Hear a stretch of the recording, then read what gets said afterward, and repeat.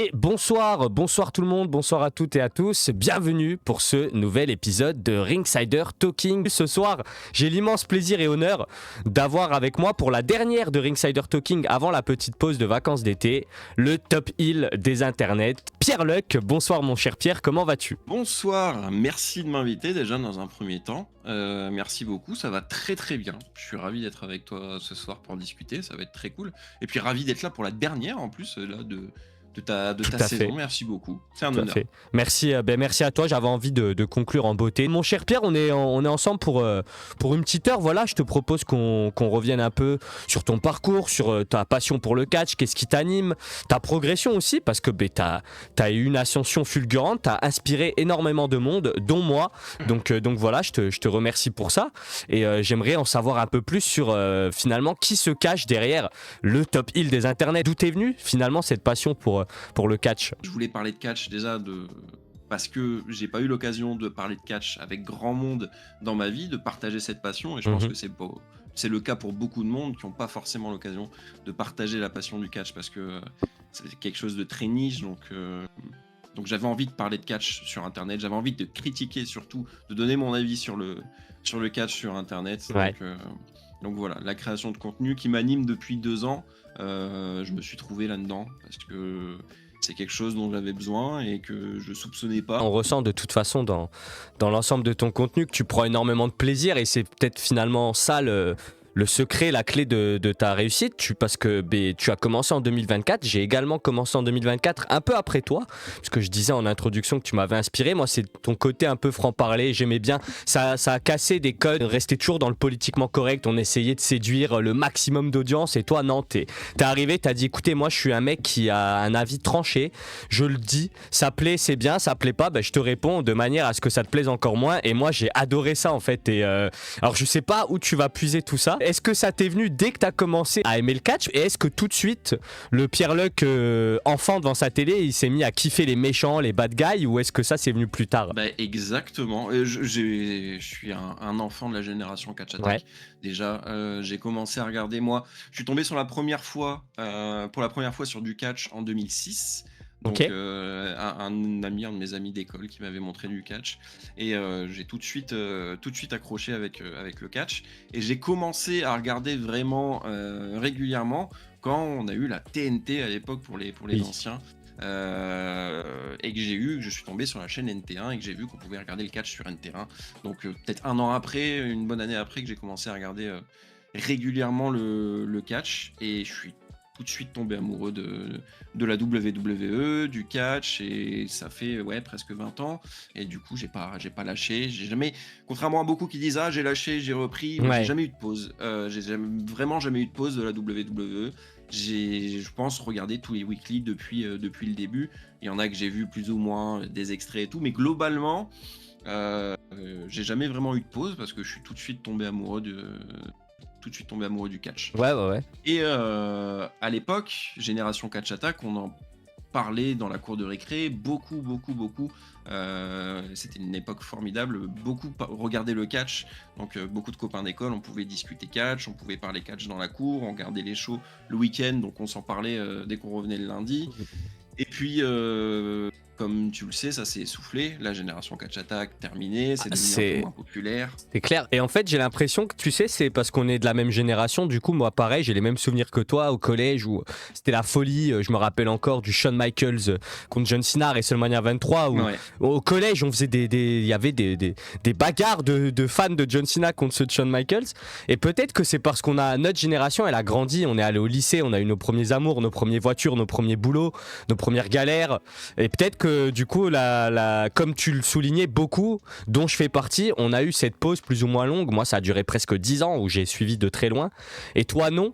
Alors du coup, est-ce que vous êtes un peu moins dans ton cas à être resté accroché à la VVE? Je sais pas, c'est peut-être une forme d'explication, j'en sais rien, mais ouais, effectivement, ça s'est vachement essoufflé assez vite, finalement. J'ai pas trop compris parce que moi j'avais toujours cet amour, cette passion pour le catch, et quand je suis arrivé au lycée, ça a commencé à vraiment disparaître. Et je me suis retrouvé vraiment tout seul à aimer le catch dans la cour, et après il a commencé à réavoir les préjugés, donc j'en parlais pas, et j'avais plus personne, même mes meilleurs amis n'ont jamais été vraiment fans de catch. Ils regardaient de temps en temps pour me faire plaisir, mais c'est tout. Mais j'avais plus vraiment personne avec qui en parler parce que ça s'est arrêté d'un coup, comme beaucoup ça, vers 2013-2014, Catch Attack, tout ça. Et donc, c'est devenu beaucoup moins populaire, mais j'ai continué à regarder parce que j'ai continué d'aimer ça. Ouais, bah, et c'est franchement, bah, tant mieux, parce que peut-être qu'aujourd'hui on n'aurait pas le plaisir d'avoir Pierre Luc sur nos réseaux si t'avais arrêté. Donc quelque part c'est une bonne chose. T'as tenu la période où Vince McMahon pétait les plombs, il perdait la tête. T'as tenu l'époque Covid. Maintenant tu tiens la période TKO. On devrait presque te donner la médaille du combattant là à ce rythme. J'ai envie de te dire, quand tu as survécu à 2019, tu peux survivre à tout avec le booking, avec la WWE. Quand tu as survécu à cette formidable année, dans les périodes du vide où c'était vraiment atroce, c'était presque une torture de regarder les shows, tu te dis maintenant ce qui se passe, c'est rien, quoi. Ouais, Donc, je comprends. Oui, j'ai jamais lâché parce que j'ai toujours eu cet amour pour la structure, et c'est aussi pour ça que j'ai jamais vraiment voulu me mettre à fond à 100% dans d'autres compagnies, parce que c'est avec la WWE que j'ai aimé le catch, et j'en parle régulièrement, il pourrait me servir de la merde, je continuerai à regarder toutes les semaines et à jamais lâcher, quoi. Ouais, je comprends cet attachement. On l'a tous, hein. C'est un peu la fédération qui a bercé notre enfance, qui nous a introduit à ce monde qui est le monde du catch. Donc forcément, il y a une attache indélébile. Mais alors, tu consommes pas d'autres structures, tu regardes pas d'AEW, pas de NJPW, pas de TNA, ou quand même ça t'arrive de jeter un œil, parce que bon, j'imagine que tu restes quelqu'un de curieux avec le catch. Donc je pense que ça doit. Si. Ouais. Si, ça m'arrive quand même. Non, je suis fan de catch avant tout. Bien donc sûr. Je regarde ce qui se fait à l'AEW. L'AEW, j'ai regardé pendant 2 ans, je pense, quand même, assez régulièrement. À l'époque, j'ai eu une grosse période TNA. Cette conversation, je l'ai déjà eue avec d'autres créateurs de contenu qui ont démarré à peu près à la même période, entre 2024 et je dirais 2025. Est-ce que de ton côté, tu as l'impression aussi qu'on est arrivé, donc je dis toi, moi et puis tous les autres, à une période qui était un peu propice aussi à ça, parce que j'ai l'impression qu'on est une espèce de nouvelle génération de vague de créateurs de contenu, et toi tu as été un des premiers à vraiment te démarquer, à sortir la tête de l'eau, et du coup t'en as entraîné et inspiré plein d'autres par la suite. Est-ce que toi t'as cette impression là, ou est-ce que comme au départ toi tu faisais ça vraiment dans ton coin pour t'amuser, t'as pas du tout cette vision là? J'ai toujours aimé la création de contenu, j'ai essayé plusieurs choses, même durant mon adolescence. J'ai toujours aimé faire du montage, j'ai toujours aimé filmer des trucs et tout. Et au début, je prenais ça à la rigolade. Je postais un TikTok pour gueuler, et puis je le publiais, c'était tout. Et après, j'ai commencé à prendre ça au sérieux. Donc j'ai dit, ok, je m'amuse avec ce que je fais, il y a des gens qui regardent, donc je vais commencer à écrire des trucs, je vais commencer à monter des trucs, à prendre vraiment mon logiciel de montage, à le filmer dans un certain angle. Après, j'ai acheté un fond vert, et je me suis dit, je vais faire ça de manière un peu plus sérieuse, mais uniquement sur TikTok, dans un premier temps. Et c'est vrai qu'au début, quand j'ai commencé à prendre ça au sérieux, je me suis intéressé à ce qu'ils faisaient sur TikTok en même temps, et on n'était pas beaucoup. Nico TB, Zaokiji, et puis la même année, il y en a eu énormément qui sont arrivés peu après moi. Il y en a beaucoup de créateurs qui sont arrivés, puis l'année d'après ça a été encore plus. Maintenant j'ouvre TikTok, j'en découvre 3 en 1 minute. c'est de plus Ils en sont plus, reproduits entre temps. C'est ça. À chaque fois je dis tiens, encore un nouveau, c'est qui. Alors c'est génial, hein, c'est exceptionnel. On a eu l'occasion aussi de te découvrir sur YouTube. Alors si je dis pas de bêtises, d'abord c'était comme consultant auprès de Ali de Catch Club, et depuis peu les vues commencent à bien décoller sur ta chaîne perso, ta chaîne principale à toi. Donc déjà félicitations, parce que c'est super. Et ensuite comment tu gères un peu le passage du coup du vertical à l'horizontal? Comment ça s'est passé un peu tout ça? Déjà la transition, j'ai eu beaucoup de mal à la faire, énormément de mal, parce que c'était mon but depuis le début. TikTok, c'est une plateforme que j'aime bien, et puis c'est facile d'être créateur sur TikTok. J'ai envie de dire, même quand j'ai commencé à monter mes vidéos, une vidéo TikTok, 1 à 2 heures, tout cassé en termes de création, et ça s'arrête là. Et c'est très facile de créer sur TikTok, c'est aussi facile de ramener les vues quand tu comprends un petit peu l'algorithme. Après, mon but, mon objectif a toujours été, quand j'ai commencé à prendre ça au sérieux, a toujours été d'être créateur YouTube, d'être plutôt YouTuber que TikToker. Que TikToker, bien sûr, j'ai grandi avec j'ai 30 ans, j'ai grandi avec les premiers youtubeurs, Ah oui, j'ai grandi avec cette génération YouTube plus que TikTok. c'est C'est clair.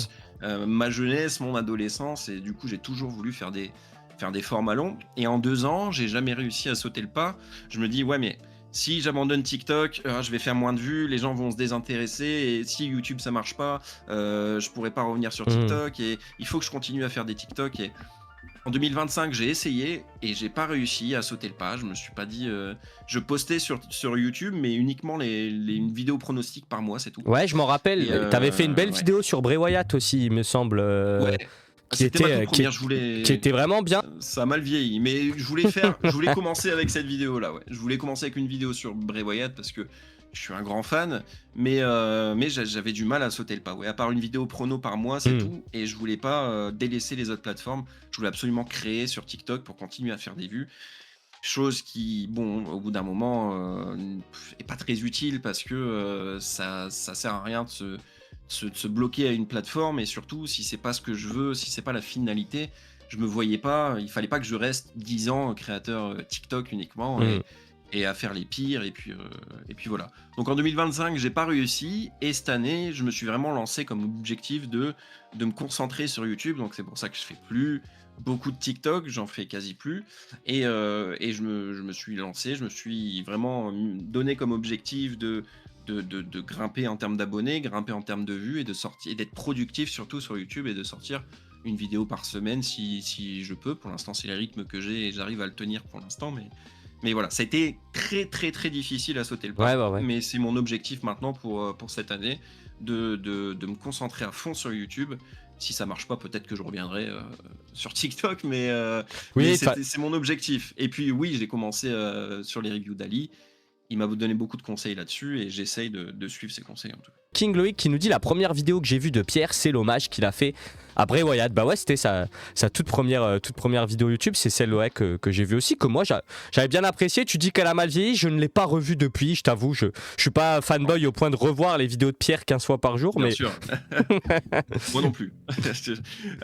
Non, oui, elle a mal vieilli parce que en termes de montage, en termes d'écriture, en fait, c'était pas du tout ce que je voulais à la base, ouais, parce que je lis un script sur la vidéo, c'est atroce et ça s'entend, et ça se voit que je fais que lire un texte et puis rajouter des images par-dessus, ouais, ouais, et ouais. c'est pas moi en fait cette vidéo. Donc si je la refaisais maintenant, je la ferais pas comme ça. Tu Mais la bon, c'est referais pas grave. différemment. Je la laisse, et puis c'était une manière de commencer la chaîne YouTube. Et puis, Bien sûr, et puis ça te permet aussi de voir l'évolution. Moi, parfois, je retourne sur mes anciennes vidéos et je me dis, ah ouais, c'est vrai que là, ça allait pas du tout. Et puis tu vois l'évolution derrière, tu dirais quand même, oui.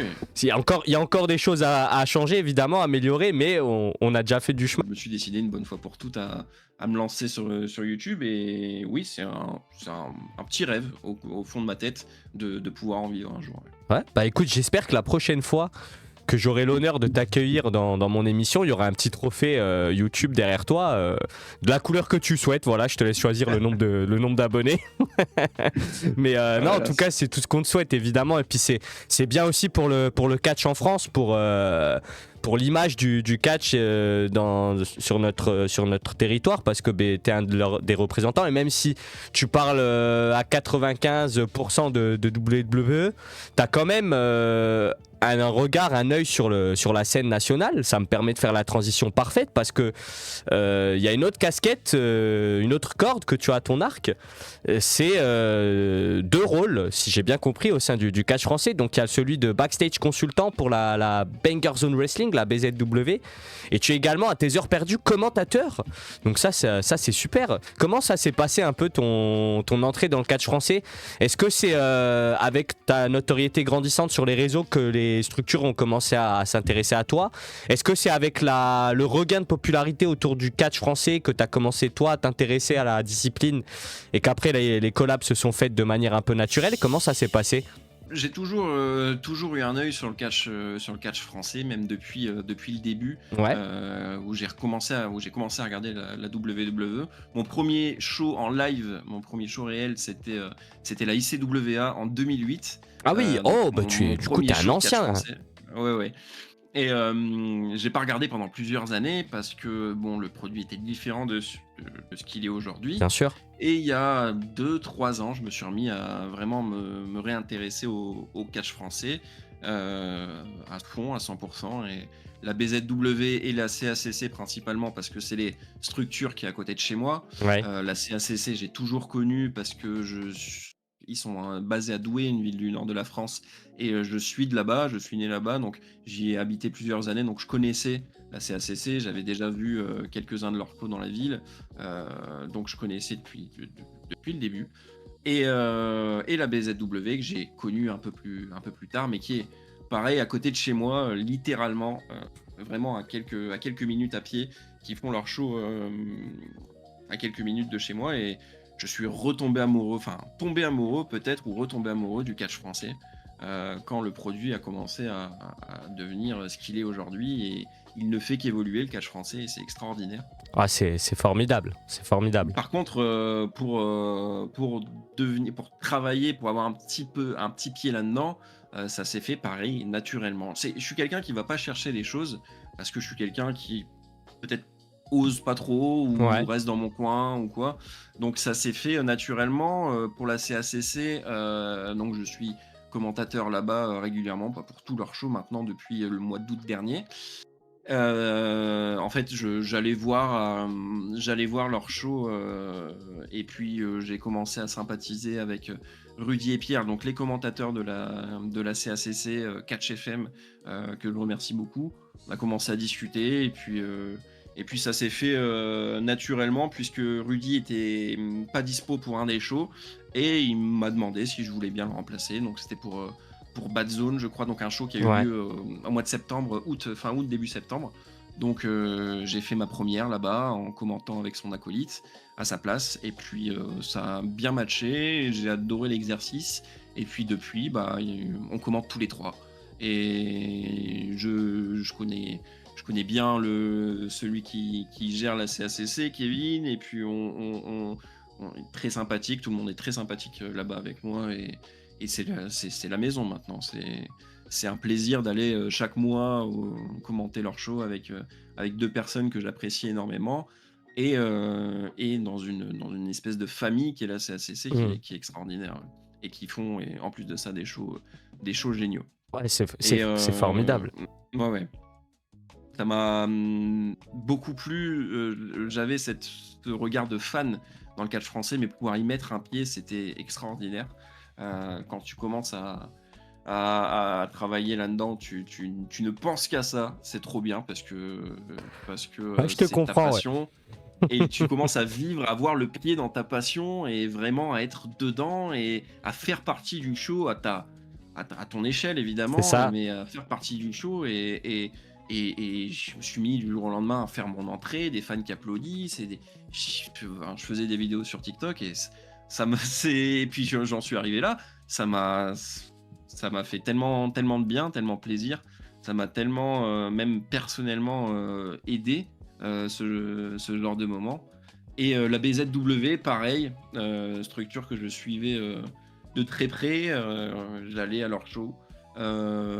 C'est une structure extraordinaire, et on a commencé de la même manière, avec Aurélie, cette fois à sympathiser avec le staff de la BZW. Alors évidemment, ils nous connaissaient par le biais de notre création de Bien contenu, sûr. mais on a discuté naturellement, et puis on a commencé à être bénévole sur un des shows à la caméra, et puis ça s'est fait de fil en aiguille. Ils ont commencé à vouloir faire des interviews, et on était là. Ils ont pensé à nous avec l'expérience de la caméra qu'on avait déjà. Dans le poste de backstage consultant pour la BZ, là t'es beaucoup plus proche des catcheurs, t'es au contact. Tu fais aussi partie du show d'une autre manière que celle de commentateur. Parce qu'il y a moins de stress à être commentateur, Ouais, parce que, bon, à part le fait de stresser un petit peu quand tu dois faire l'entrée, bon, ça dure 1 minute 30, et puis après, tu es tranquille à la table c'est ça. avec tes potes, et puis tu commentes un show dans ton coin. Faire des interviews, c'est c'est beaucoup plus de stress. Bon, après, du bon stress, hein, évidemment, c'est quelque chose d'extraordinaire. Mais tu es au milieu des catcheurs, et puis tu interviews des catcheurs et des gros noms, et tu te demandes si tu vas être à la hauteur. Beaucoup de noms à la BZW sont anglophones, Ouais. et pas francophone. L'anglais, ça va, mais bon, c'est pas ma langue natale, donc forcément, tu as toujours peur de te louper un petit peu. Et puis, il y a eu des loupés, évidemment.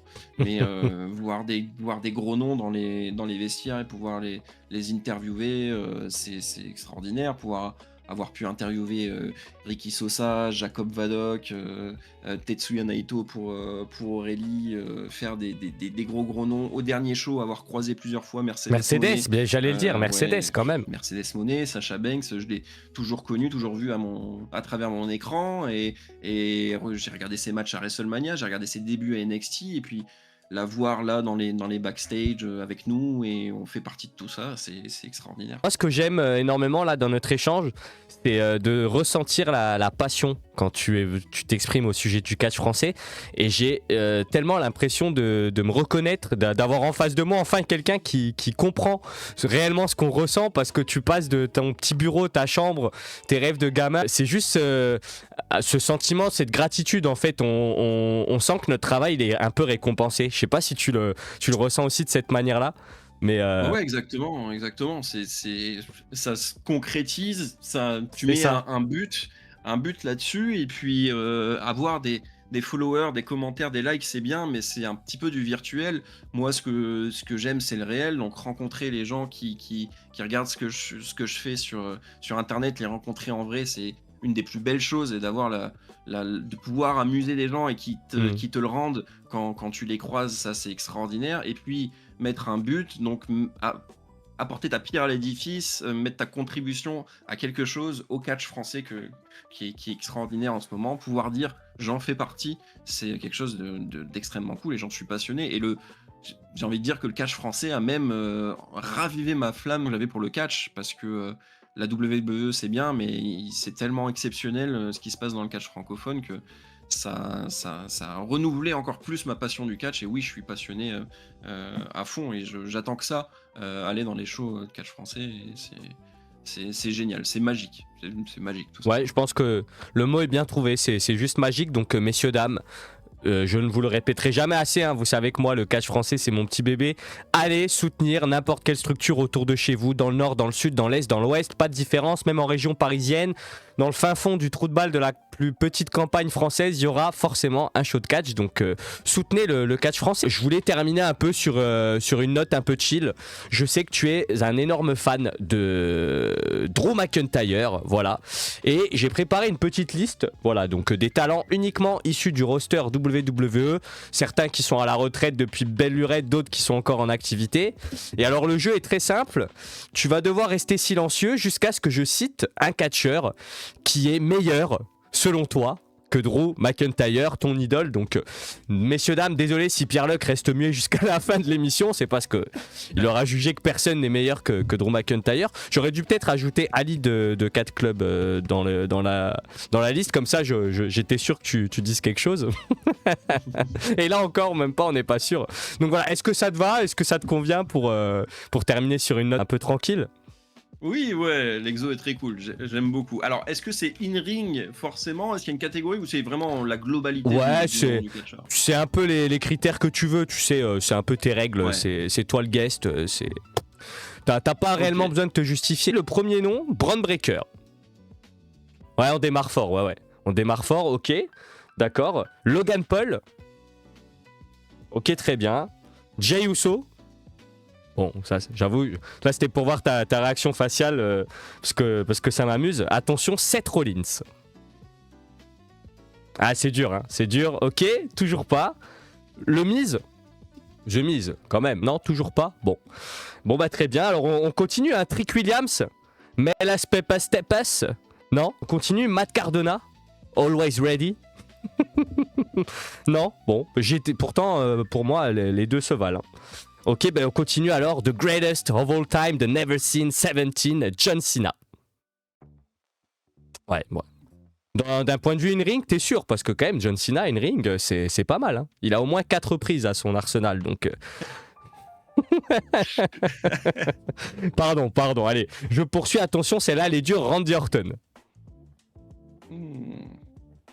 Ah là maintenant, on va commencer à se rapprocher des noms qui piquent. Triple H. Triple H, ok, toujours pas. CM Punk, the best in the world. The second Citizen, non. Bon, étonnant, hein, venant de la part d'un fan de Drew McIntyre. Bret the Hitman Hart. Ah là, ça devient compliqué. Hein. Attention, Macho Man Randy Savage. Oh yeah. Stone Cold Steve Austin. Ah ouais, Drew McIntyre meilleur que Stone Cold, je lui dirai quand il viendra dans l'émission. Il en reste plus que 2, hein. Attention, avant-dernier nom, Obafemi.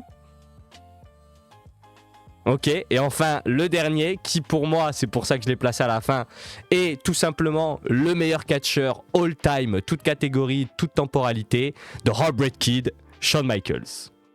Oui, voilà, Ah, d'accord. Ok, bon, ok, on est oui. enfin d'accord. Bon, ça va, Oui, ça va. Oui, Shawn Michaels, oui, évidemment.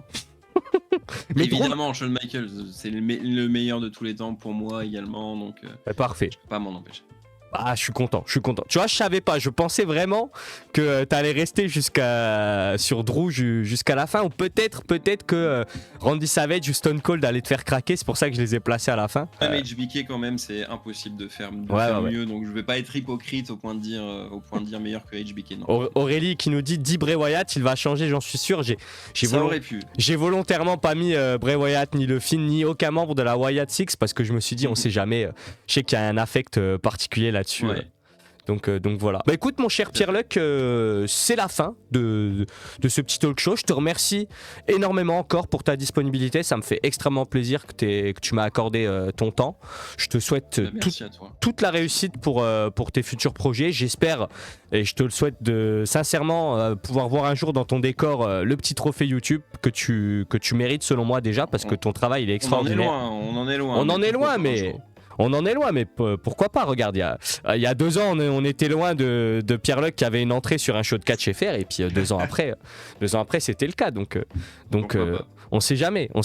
Merci beaucoup, merci infiniment pour l'invitation. C'était un plaisir pour moi de conclure cette saison 1 de Ringsider Talking. Merci à toutes et à tous de m'avoir suivi. C'était Mr. Ringsider et Pierre-Luc pour Ringsider Talking. Vive le catch with love. Ciao. Salut tout le monde.